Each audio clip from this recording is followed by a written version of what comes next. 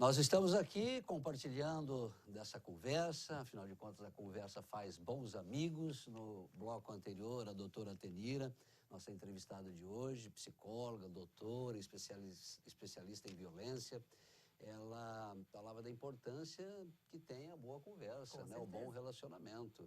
E as pessoas no mundo de hoje não querem conversar muito não, doutora. O que fazer com essa violência que cresce a cada dia em vários segmentos, em vários setores da sociedade? É interessante que quando tu afirmas, as pessoas não querem conversar muito não, eu costumo brincar e dizer assim, eu não vou deixar de ter trabalho nunca, né? Porque quanto menos as pessoas conversarem e interagirem, mais campo de trabalho terá o psicólogo. Porque fatalmente não há como haver uma consequência negativa, positiva de uma situação de não interação. Então, essa questão dialógica, por exemplo, uma outra antítese para a violência é o diálogo. Você precisa acreditar na possibilidade de resolver conflitos de forma civilizada. E qual é a forma mais civilizada de resolver um conflito? Dialogando, conversando. E se as pessoas perdem esse hábito porque elas estão impacientes e elas não conseguem mais se relacionar, eu tenho as bases de um comportamento violento. Né? Você vai adquirindo outras possibilidades de tentar lidar com o conflito, com a ação. E isso a gente acaba Mas também... e quando a ignorância persiste à sua frente? A ignorância pode ser, né, de alguma forma minimizada se você tirar a atenção daquele contexto, né? Porque numa situação de provocação, e aí a ignorância vai ser sinônimo de provocação, quando o outro está determinado a não ouvir.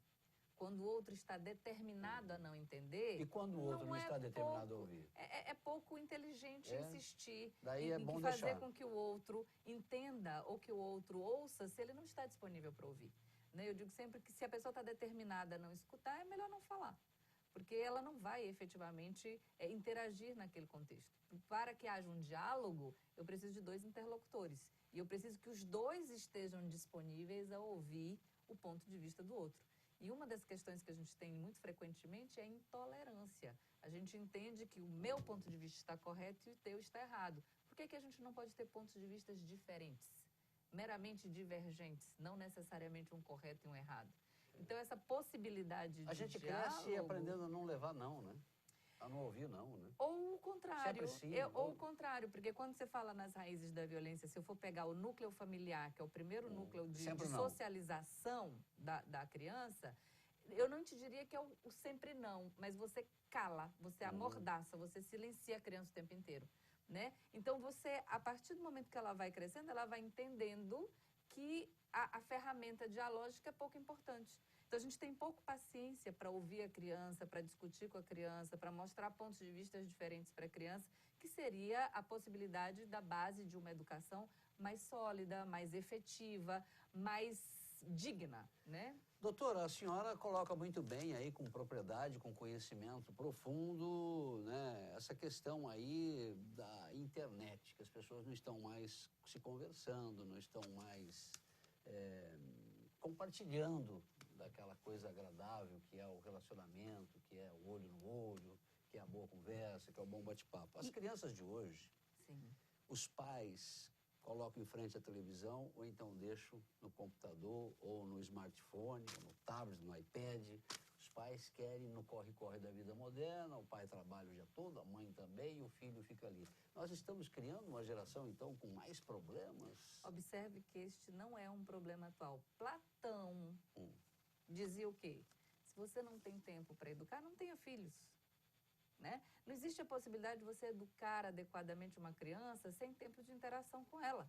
É absolutamente necessário, né? Uma criança ela não deve ser planejada para vir ao mundo por conta de gerar significado na vida de um adulto. É o contrário. É o momento em que eu estou disponível para me dedicar a um outro ser humano, eu estou disponível para abrir mão dos meus horários, eu estou disponível para trabalhar o dia inteiro, chegar em casa agora depois de gravar com você, e a minha filha diz assim, mãe, agora os meus problemas têm que ser importantes e eu não vou assistir o jornal, eu não vou assistir a novela, eu vou dar atenção, eu vou conversar e depois que ela dormir, eu vou para o computador ou eu vou assistir a série que eu quero. Então, se eu não estou disponível para fazer concessões, não há possibilidade de exercer a maternidade e a paternidade responsáveis, que são um dever.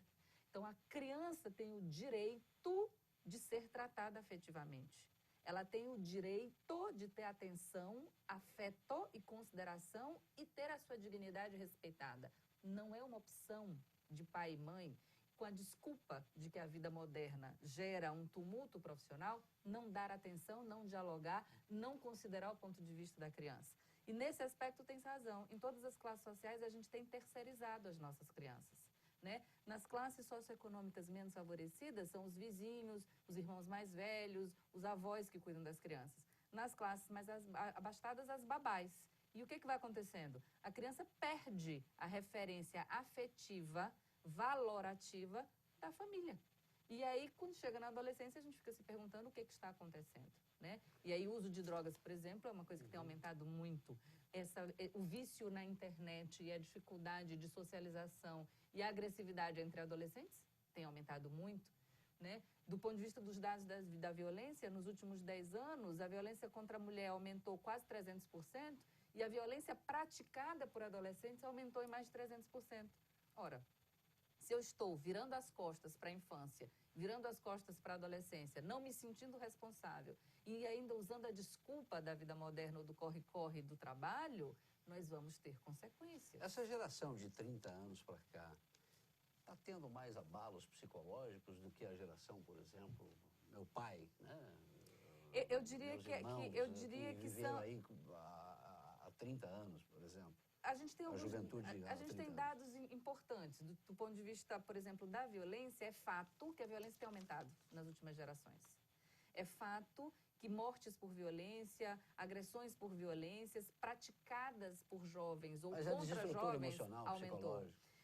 A gente tem identificado patologias diferenciadas, mas o que a gente observa como sendo lacunar e sendo um marco deste século e do final do século passado é esse vazio relacional crescente. E o advento da internet, ele vem contribuindo muito para essa massificação. Então, as redes sociais, substituindo completamente as relações afetivas, vem configurando, sim, viver só não é um bom negócio. É muito difícil. O ser humano é um ser sociável, ele depende da socialização, inclusive para oxigenar a sua saúde mental. O que é um ser humano saudável mentalmente? Quem tem saúde mental? Quem é capaz de se interrelacionar de forma inclusiva, respeitando o outro e construindo pontos de vista a partir de pontos de vista divergentes. Então, a gente mede a saúde mental de alguém pela sua capacidade de relacionamento. Então, esse é um ponto absolutamente fundante. Bom, nós estamos, lamentavelmente, chegando ao final. É muito bom ouvir a doutora Atenira, né? A gente aprende muita coisa. Fiquei muito feliz hoje por essa conversa. Eu gostaria que o programa tivesse aí mais pelo menos umas 2 horas, porque eu sei que tem muitos assuntos. A senhora está na UFMA, né? Estou. É professora na UFMA? Sou professora do mestrado de Direito em Instituições de Justiça, do Sistema de Justiça da Universidade Federal do Maranhão. E sou professora do Departamento de Saúde Pública da Universidade Federal. Doutora, se alguém quiser ter contato, alguma curiosidade, ou convite até mesmo para uma outra entrevista, deve entrar em contato de que maneira? Olha, a forma mais fácil de me encontrar, né, é que a cada dia sim, dia não, eu dou uma checada nos recados que ficam, é via Face, porque eu tenho o Face do consultório Artenira Consultório Psi. Mas não deixa de se relacionar, né? Não fica só no Face. De jeito nenhum. O Face é dia sim, dia não, para fazer alguns contatos. Olha, o café de final de tarde, né, a pizza de final de semana, né, um bovinho com os amigos não é substituível. A boa conversa com a amiga. Aliás, a senhora está em companhia aqui. Com certeza, com uma amiga que vem da Europa, do outro lado do mundo. Pode falar dela para a gente, apresentar. Eventualmente, a gente não pode ignorar. A professora Almudena Garcia Manso. Muito obrigado. Uma socióloga, né, internacionalmente conhecida. Trabalha muito com violência, com criminologia, com comportamento desviante. Veio colaborar conosco na Universidade Federal do Maranhão e no Unicelma, com alguns seminários, né, para que a gente possa, dentro do direito, ter uma percepção mais intercultural e mais transdisciplinar, eu diria, da aplicação do direito e da justiça, né? Ela veio colaborar conosco. Muito obrigado, viu? Gostaria de entrevistá-la, embora seja neto de espanhol, mas o meu espanhol, olha, muito fraquinho, mas ela fala bem já português. Um portunhol já perfeito, portunhol já, então é possível falar. Está convidada, viu, doutora? Tá? Muito obrigado pela entrevista, Eu que viu? agradeço. Agradeço. Um abraço a todos, fique com Deus. A boa conversa faz bons amigos, compartilhar sempre, né? Para você ficar com a mente sadia. Um abraço, beijo das crianças e até a próxima.